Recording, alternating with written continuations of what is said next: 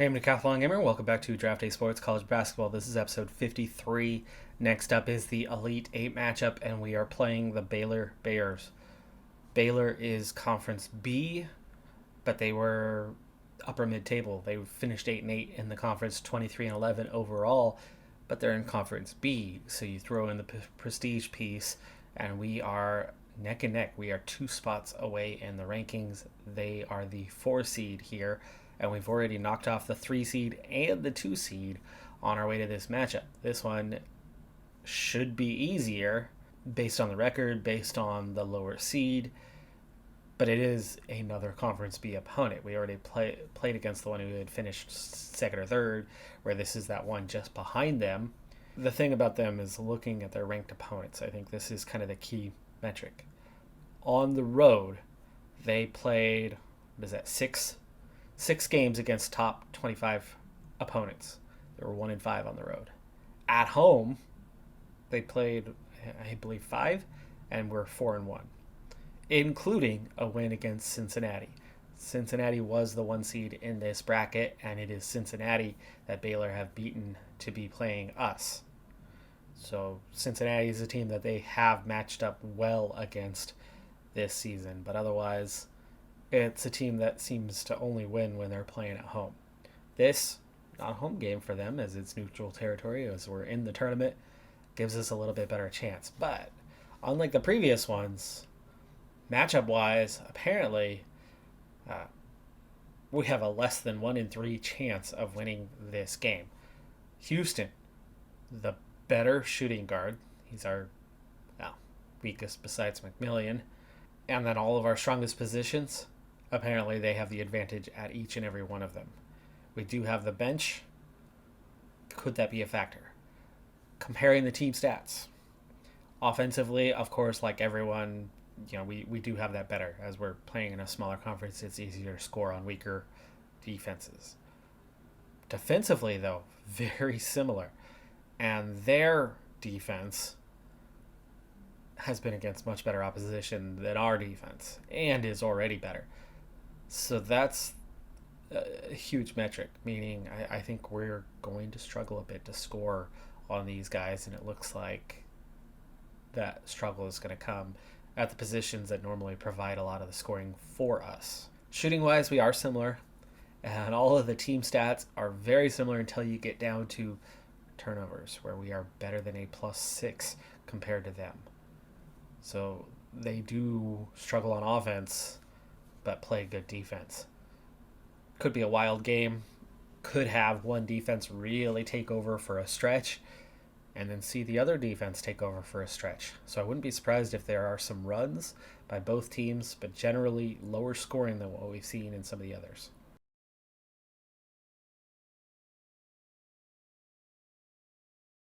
As we tip off the game, just a quick note with the release of a couple new titles. Little alteration to the schedule. This has lately been the series that has the smallest following. Production time on these episodes vary. If you're in the middle of the tournament like this, it's not bad. But as you're navigating an off season and going through and recruiting and doing all of that, it can take quite a bit of time, as we trail early on in this one. So anyway, not the lowest when it comes to production time of episodes, and therefore I will be cutting back. Even though it's already only twice a week, we are going to cut back to once a week here on this series, starting immediately. So it's going to be a week before you see the next episode following this one. Sorry about that, but time is the key factor in that one. Still unable to score. I told you they have a good defense. Houston, first one to get a shot off that actually goes through the rim, and we're trailing 9-2. Not a good start to this Elite 8 matchup, but it is far from over yet. Second chance from inside. Evans this time sidesteps and drains it, but then they go right back down to the other end, and that's happened both times we have scored. They immediately went to the other end and scored on their own as well. So we've not really made up any ground on them as of yet. But Williamson with the score there. Can we finally stop them after our own score? And we do. Not trading buckets for a change, but we don't follow it up with a second make. It's their ball. 2 fouls so far, and we've played 9 minutes. That's not bad at all. Third foul, that was an offensive apparently. Oh, turnover, transition. 3 turnovers apiece, so we are level on that one. -3 on the rebounds. Not a lot of rebounds. They are 7 for 11. We are 3 for 11. There's your key difference, really. Can you two, turn that into a shot? Alexander finally does, as we had those two passing back and forth, and their defense not even collapsing in on them, and yet it took that many passes to get a shot of Williamson from the free throw line. That's a couple, 2 or 3 makes we've had from there. Trailing by 5 is not bad. We have a little momentum. Transition bucket for Seabrook, something he's pretty dang good at. And 3-point game. So, like I said, I wasn't too worried yet. We've got some momentum. The 3, no good. 0 for 2 from 3 so far. They've made 1 at this stage. Howell with the rebound. Feeding the ball down low. Turnover. Kind of into a double, almost triple team scenario there.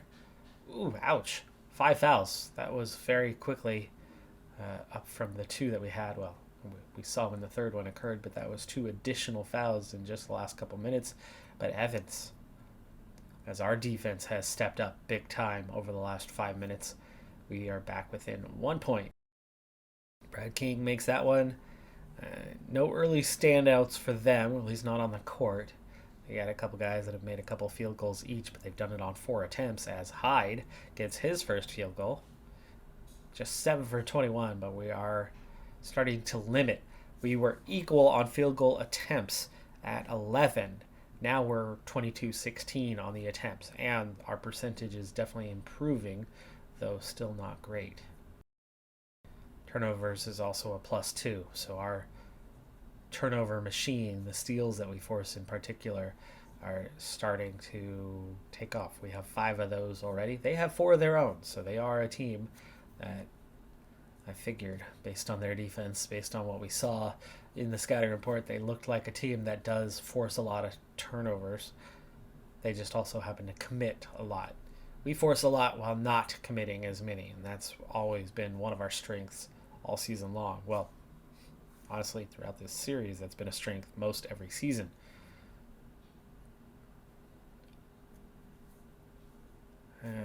Trailing a bit right now in the fouls department. We've only committed 1 more, but they've only had 2. They've only had 2 fouls, so they play the good. There's number 7. They play the good defense without committing the fouls. We don't have that caliber of defender. We pressure, but we make some mistakes. It's a lot cleaner than past seasons, but it's still not Conference B kind of defensive team level. Trailing by 7. Only +1 on the turnovers. -3 on the rebounds. -5 on the fouls. -2 on made threes. It's like nothing is quite going our way. The only thing that's going our way right now is we've got 5 extra now field goal attempts compared to them. Can't hardly score from up close. Evans takes multiple stabs at it before he finally puts the ball in. And halftime, trailing by 8. Not looking too good at this point, but the game is far from over and it's still definitely within reach. Evans, 2 for 11. Told you, it's that post defense of theirs. That's what has those guys ahead. They have 3 very, very good post defenders.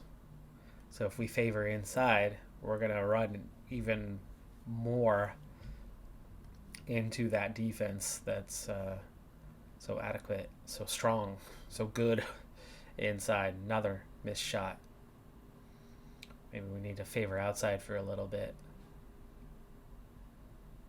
Evans gets to the free throw line, and they've already had half as many fouls as they had in the entire first half in the first minute of the second half. Is that a trend? It's one foul. And we've already had one of our own. And we're down by 12. Not a good start to the half.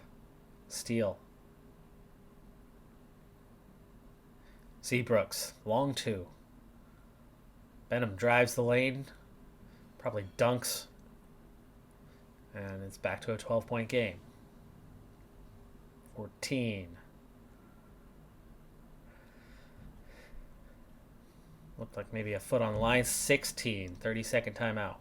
Let's talk about it. We cannot let this thing suddenly get out of hand. The lead has doubled in 3 minutes. Houston with the three-pointer. That's our first of the game. Oh, sorry, second of the game on 10 attempts. So as much as I want to favor outside, we're not shooting well anywhere. So maybe we need to do our traditional go-to for the offense, which is favor inside. Even though they are strong on the inside, even favoring the inside a little bit can open up the outside to better looks, because we're not getting the makes right now.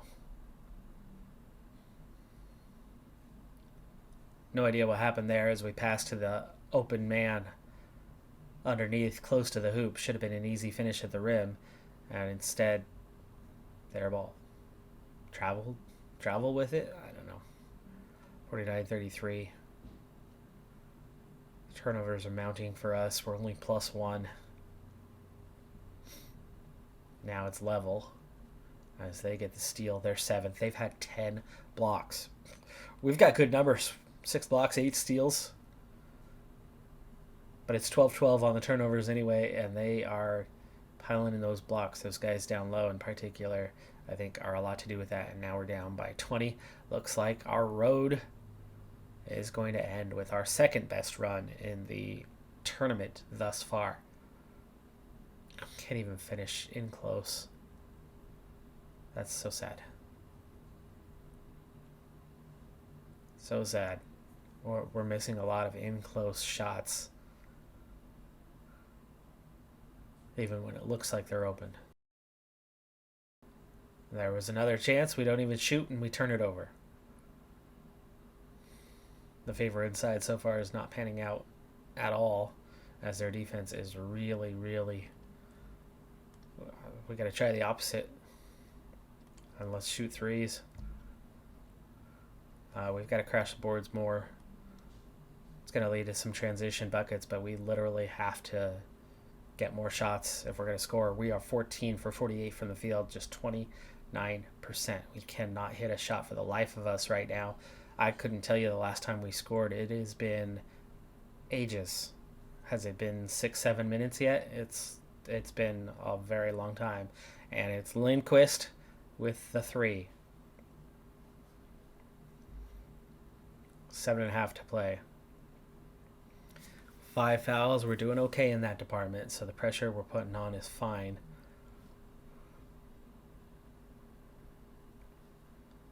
I think we need to start full court pressing a bit more if we're going to have any chance of getting back in this. Seabrooks with the score cuts the lead to 20. Singh has really gotten out of hand there in a hurry. And Lindquist with another 3. That's 2 in our last few possessions. And Seabrooks, 3. We'd only had 2 all game, and we've had 3 in the last 4 possessions. Evans to the free throw line. Long range 2 is where he was fouled, and he makes both. And we've really, really cut into that lead, but a couple free throws for them helps extend that out a little bit. And that momentum is fading. We got the rebound there after the missed free throw. Get to the free throw line here. Alexander makes 1 of 2. Another turnover. We have the momentum. We're doing well right now, but it's only making a dent. I was watching the WNBA playoffs yesterday, and Connecticut Sun Dallas had a 30-point lead, give or take. Went to the bench. It was second half, or third quarter. Went to the bench, Connecticut went to the bench, and Connecticut started to make a run. And started to make a run. And next thing you know, it was like a 24-2 run. Uh, you had yourself a game that was right on the edge of single digits with a few minutes to go in the game. So those starters came right back on. For Dallas, they hung on and got that win, but you could definitely see, as we have a minute to play here, 11-point game. That's exactly where Connecticut was late in that thing. We need to intentional foul. 35 seconds. Oh, that huge make. They made a three. That was a three-pointer that they scored. No intentional foul. Not now. It's over. It's over. Now it's 16. Oh, and then we turn it over again. That's going to do it. Boy, we made a nice run there coming back. It was the same sort of thing like I was talking about with Dallas.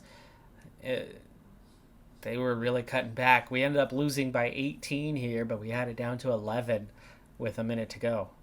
We were right there battling back. Houston doing what Houston does best, and that is missing a lot of shots. Alexander, the only one even to reach double digits, at least among the starters. He had a good day, but nobody else really did. Lindquist, 3 threes down the stretch, right? Well, that was all of his scoring. Points in the paint, 20-30. They absolutely manhandled us there. Second chance points, though, 11-1. That was that offensive crash boards thing that we pushed really hard, and we did not give up the fast break points. They're not a fast break team, so that worked out for us. But you could see just how well they shot, 50% or better for every single starter. 50% or better from the field, from the entire team. And 4 out of 5 in double digits, and one of them a single field goal away. We are the stronger team when it comes to the bench. That's clear. Alexander doing the most. McMillian 0 for 4. Didn't even make a single field goal in this game. Evans was 4 for 16. And Houston was 3 for 11. Hyde was 2 for 7. And yes, Lindquist, 5 field goal attempts. A post player with 5 field goal attempts. All of them 3-pointers. He never even got a single shot off in the post all game. So our season does come to an abrupt halt, but not until we reach the Elite 8. Sorry, here is those stats of these guys behind us. Seabrooks and Alexander, absolutely best players today. Our 6th and 7th man, but those, first 7, that's our primary rotation. That's the majority of the minutes outside of a couple guys here. As a team, they were 54% from the field. We were 35%. Similar 3-point percentage, and 5 of those makes came at the end, so that percentage came up quite a bit. Only 12 free throw attempts, they had 26.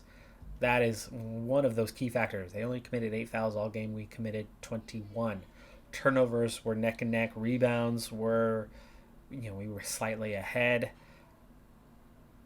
The biggest differences were A, we could not shoot, and B, the fouls were completely lopsided. 21 is relatively standard, especially for a team that puts a lot of pressure on, right? We're going to get right around that double-digit fouls per half. So 21 is fairly normal. For them, they were able to force a billion misses, have 13 blocks, which is, cut that down, you're at 52, 23 of 52 when we got the ball off without somebody else swatting it away. Still not good. Still not a good percentage. But you could tell that the blocks absolutely impacted what we were doing. Their post guys, we had 5 blocks for Krimmel, 4 for King. That's 9 of them right there. So those 2 post players combining for just demolishing us down low. And really taking away our inside scoring, right? Minimum 10 points lost on that. Final 4 is now set, and here's what it's going to look like. Michigan State beating North Carolina State. That 1 seed is into the Final 4. Baylor knocking us off, so that's a 4 seed into the Final 4 after they beat Cincinnati, of course. In the Atlanta region, Texas, knocked off by Virginia Commonwealth, and then beating Indiana. So that's a second 4 seed that has made it to the Final Four. And in this case, a 6 seed did get on through. It was Miami who had to go through Gonzaga, which of course was a team on an off year in that Conference A. But Miami beating Kansas State. This is a 6 seed that did what we did. They beat their 11 comfortably. They beat their 3 barely. But then they had a little easier matchup against a 7 and beat them. But that was not an easy 7 at all. But they did get their win against Memphis. And so that is a 1-4-4-6 in the Final Four. So there's a fairly good chance. I wouldn't say 75%, as Michigan State's going to be the favorite in each matchup. But there's a fairly decent chance, maybe 50% chance, that you have somebody other than a 1 seed winning the tournament. He was 16th, by the way, so it's not like we're talking about a low-ranked team. This is definitely one of the better teams in the country. And they win against number 14 Virginia Commonwealth. And it's Michigan State who beat Baylor, so Baylor out. Michigan State is on. You could tell Baylor was a vulnerable team. They had us dealt with just fine, but that was because our strength is the post. Their post happened to be better. So not a good matchup for us. If they were better with guards, we could have dominated the post, and then we would have had a balanced game. It wasn't. Our strength compared to their strength was definitely the better one. They're Conference B. That's going to happen. Now, we beat a Conference B team who was having a better season than them. It was just the matchup was a difficult one. Michigan State, though, and Miami, you figure Michigan State is the favorite. But it is Miami. Miami 69-62. Defensive masterclass from them. At a 6 seed has won it. It could have been us. And we had that easier bracket to get through. And it wasn't the 1 seed who came through. And we got close. But not quite there. But I said all along that there was always a chance. Right? I was looking at that bracket going, we got some teams that can be beaten. I don't think we're going to beat all of them. But there's some teams that can be beaten. And we did. We beat some teams. We beat 3 of the teams. And we got down to the Elite 8. We got close. Not close enough. But, we never looked like a championship caliber team. Neither did Baylor. And turns out neither was Michigan State. Miami was solid. And I don't know whether they're Conference A, B, or C, but they're absolutely one of those top conferences. So, that makes them a bit of a contender more than we certainly were.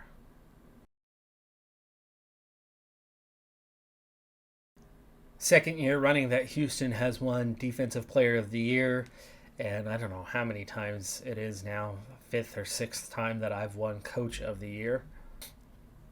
But our most disappointing starter has made first team all conference. He is a very good defender, and that absolutely helps, but his offensive numbers, it's volume. He's a volume shooter, not an efficient shooter, and I would rather have an efficient shooter putting up those kind of numbers, because he takes away a lot of possessions from us, a lot of empty possessions, and nobody else even makes the second all-conference team. So he's the only one on the list, and that's disappointing because he was nowhere near. He was our 4th best player. If you look at the bench, maybe he was only 5th or 6th best.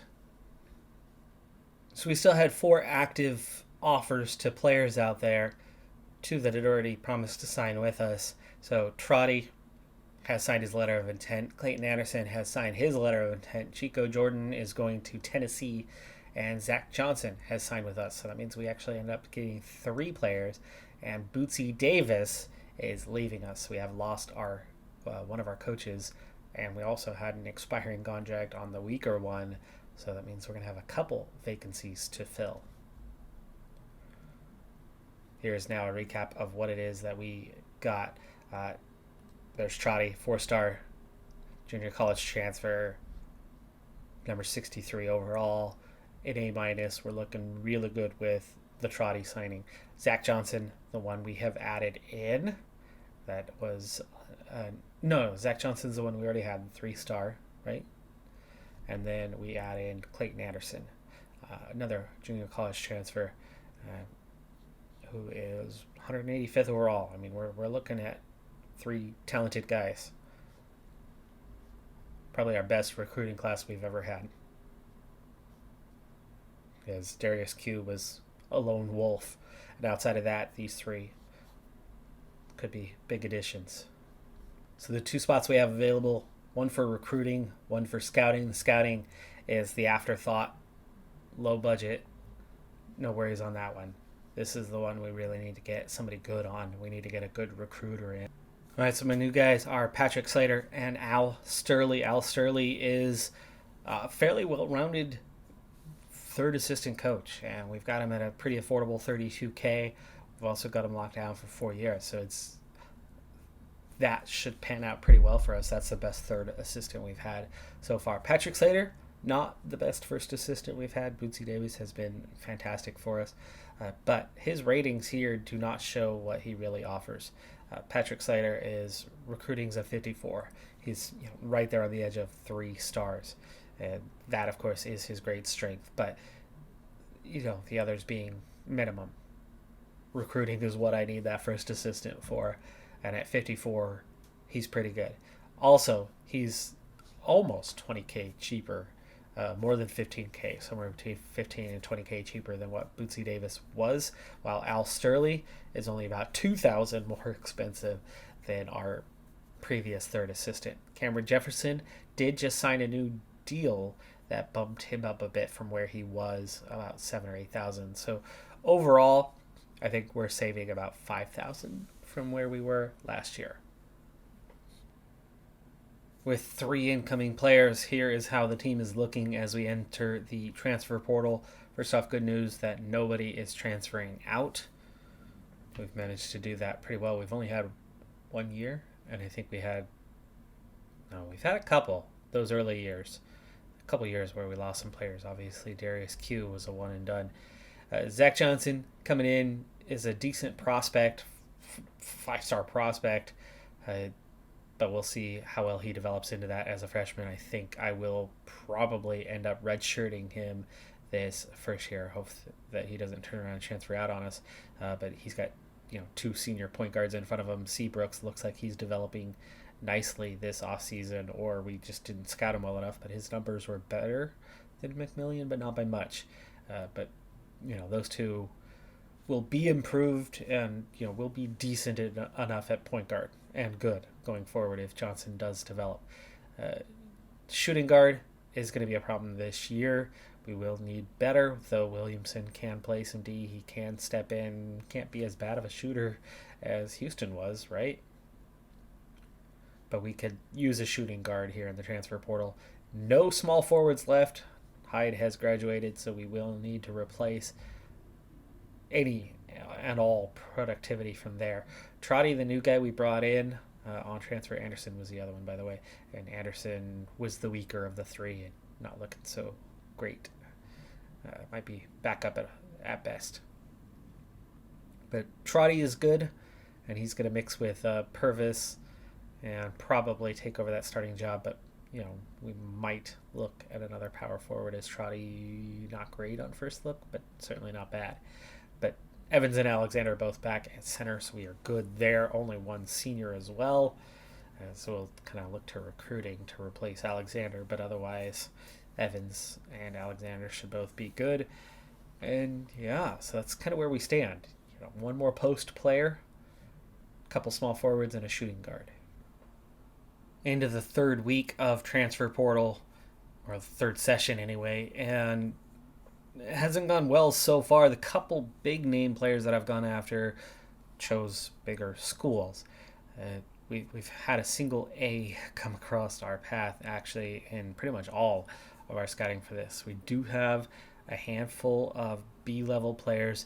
First week, I focused primarily on the other positions and then started going all in for small forward. With the remaining scout and contacts, you only get 30. Second week, I scouted almost all of the small forwards that are out there, and we netted 3 guys that came up with a B, and then 3 other players coming up with a B. So we're looking at offering 2 of 3 and 2 of 3. So as a center, main things I'm looking at for Woodruff: can play D, okay rebounding, good offensive rebounder. This is a decent talent, 3.5, 4-star kind of guy. Junior walk-on, those are usually a little easier to get to. Will post up a fair bit. Will take mid-range, otherwise not an outside shooter. Blake is the other direct competitor. He's already a 4-star guy. Now, even though the other one has higher potential, the thing I've noticed is our development is still well off. We have low-level facilities, so they are better than what they were. We have low-level coaching, though that's also better than what it was. It's still not making much of an impact. So the players we get in, kind of ability-wise, is what you get, which is why, other than some occasional off-season natural progression, we're not seeing much change in our players. They kind of are what they are, and it's more about this transfer portal and who you bring in.